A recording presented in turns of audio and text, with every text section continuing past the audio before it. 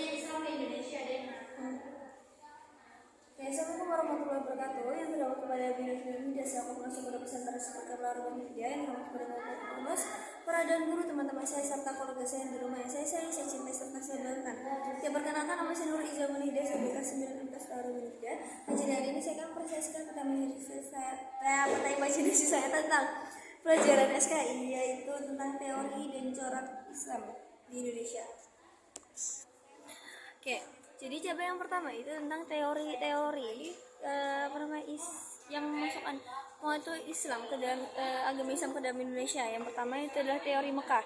Nah, jadi teori Mekah itu adalah teori yang muncul sebagai tolak sebagai atau fungsinya itu untuk menolak teori Gujarat bahwa ya pokoknya karena perdagangan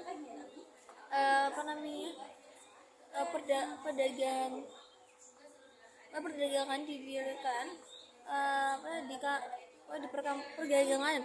Pokoknya orang-orang Arab itu mendirikan perdagangan di kampung yang berada di Indonesia, aku lupa namanya apa. Itu sudah berdiri sejak abad keempat. Terus karena faktornya yaitu karena juga Samudra Kasa yang menganut mazhab Syafi'i. Terus yang rajanya itu menggunakan gelar Al-Malik yang itu dari Mesir.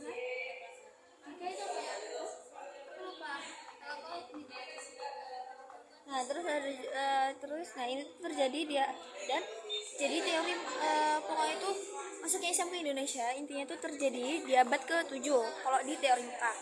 Terus yang kedua itu ada teori Persia. Nah, jadi teori Persia ya itu pokoknya itu berkata bahwa itu masuknya Islam ke Indonesia itu pokoknya ada pada abad ke-15 dan dibawa masuk oleh Persia.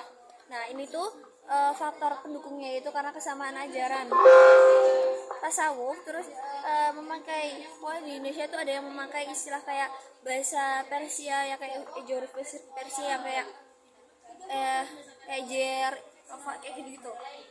Nah, terus karena peringatan Hari Asyura yang sangat dihormati oleh kaum Syiah atau Persia.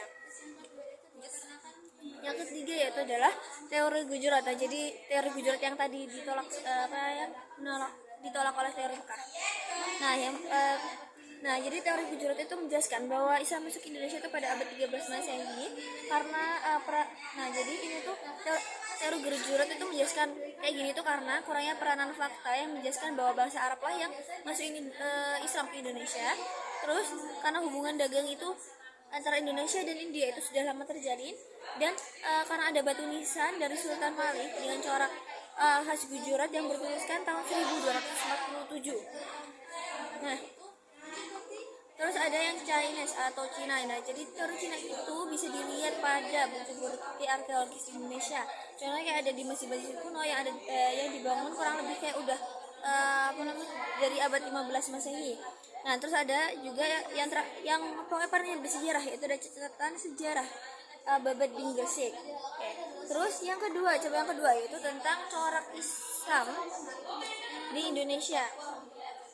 Yang pertama itu terbagi menjadi 4 nih: ekonomi, pendidikan, seni budaya, dan politik. Yang pertama itu adalah ekonomi. Nah, jadi ekonomi itu sekarang. Jadi kalau orang Indonesia nih punya pekerjaan, kalau dia tuh punya suatu mata pencarian, pasti dia itu kalau mau melaksanakan suatu mata pencarian itu akan dilandasi karena Allah Subhanahu Wa Taala, karena mayoritasnya itu dari Islam dilandasi karena Allah Subhanahu Wa Taala. Nah, jadi kayak apapun profesinya gitu, dia tuh akan dilandasi oleh pokoknya tuh niatnya aku tuh karena Allah Subhanahu Wa Taala. Nah, contohnya itu adalah yang pokoknya karya dikenang sampai sekarang, yaitu adalah mantan presiden ketiga kita, yaitu adalah Muhammad Hatta. Nah, jadi beliau itu mewarnai ekonomi Indonesia dengan nilai-nilai Islam. Dia juga dijuluki dengan bapak koperasi, yaitu karena dia telah membentuk badan usaha dengan bentuk koperasi. Terus ada juga dalam pendidikan nih. Nah, jadi Indonesia itu pokoknya letaknya strategis. Nah, jadi ini tuh dibuat bangsa Arab itu dibuat pelayaran. habis itu nanti berdagang, terus nanti dia tuh berdagang. Nah jadi ini tuh jadi salah satu sarananya masukin Islam ke Indonesia. Nah terus habis itu mereka tuh juga bangsa Arab tuh akan mendirikan pesantren di dekat kayak pelabuhan gitu. Nah di pesantren itu mereka tuh akan menyebarkan dakwah Islam. Terus ada juga dari seni budaya. Nah jadi kayak kan di Indonesia tuh kayak banyak seni budaya, pokoknya itu terkenal karena itunya, seni budayanya. Nah jadi juga banyak seni budaya kayak bernuansa Islam, contohnya kayak kaligrafi, seni lukis, hitan, maulat, dan rebana dan hadroh seperti gitu.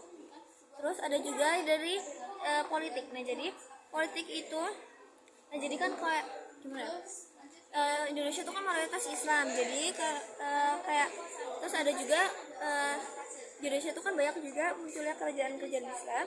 Nah jadi munculnya kerajaan-kerajaan Islam itu jadi kayak banyak jadiin faktor nilai Islam itu yang mewarnai corak pemerintahan yang ada di Indonesia. Oke, sekian presentasi dari saya, Mama Sigila Salah kata. Wabillahi taufiq wal hidayah. Assalamualaikum warahmatullahi wabarakatuh.